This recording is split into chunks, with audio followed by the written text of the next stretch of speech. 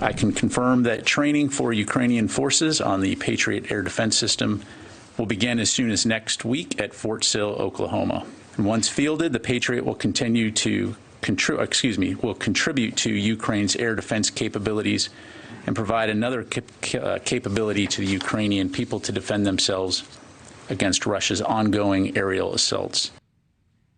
This is really big, right? The Patriot to air missile defense system that the Ukrainians have been wanting, that the United States is providing, this expensive, potentially game-changing system. It costs a lot of money, and it also requires a lot of training for Ukrainian soldiers to use it. What he said there is they're going to train some of the Ukrainian soldiers on American soil, right? That's very big. So joining me now, Kurt Volker, former U.S. ambassador to NATO and former U.S. Special Representative for Ukraine negotiations. I think this is a major development, but you're the expert. You tell me, will Putin see this as escalation, bringing Ukrainian soldiers to the U.S., training them on these missile defense systems? Well, first off, Putin has already framed this as Russia's war with the West, Russia's war against NATO. He doesn't even treat Ukraine as if it exists as a serious sovereign country. So I don't think he's going to see this as any particular escalation. Second, the U.S. and other allies, the U.K., Germany, France, Sweden, we have all been providing other types of air defense systems to Ukraine for several months now. The Patriot is a new one. It is a powerful one, as you said. It can reach higher altitudes and greater distances, and it's more adept at taking out missiles rather than just drones or bombs. So it adds another layer to that air defense of Ukraine. And then finally, remember that these are defensive systems. These are systems that are meant to take out missiles or take out drones or bombs that are targeting civilians in Ukraine. So it's hard to argue that any kind of defensive system is going to be seen by Russia as an escalation against them. Right. And you can't just snap a finger and training is done, right, in a week or a couple of weeks. This could take months potentially, right? So what are we looking at? Well, I would say weeks. The Ukrainians are pretty sophisticated. They operate other types of air defense systems, including S-300s and the NASAMS that have already been provided to them, Stinger missiles. So it's going to take some training in order to understand what's new about this system, what's different about it. So I would give it a few weeks before I think the people are ready. And then, of course, there's also the transport of the system to Ukraine itself. That may also take a couple of weeks. Well, that's good news. That's less time than I had been told in the past. So I like to hear that. Ambassador, U.S. officials are saying Russian artillery fire is down almost 75% in some of the locations across Ukraine. Is that a sign that they continue to struggle?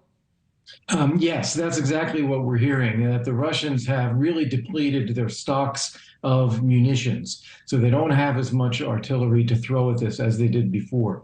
Some time ago, they were spending 60, 70,000 shells a day on the front lines, treating it as some kind of wall of fire as their tactic for how to attack. They can't do that anymore. So they've, as you indicated, they're down about 75% in terms of the artillery strikes.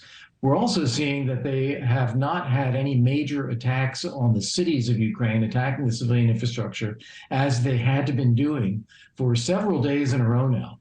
And that is also a sign, I think, that they are seeing that their ability to do so is diminished, both the numbers of missiles and bombs available to them, and then also the effectiveness of the Ukrainians in air defenses and shooting down what the Russians send up.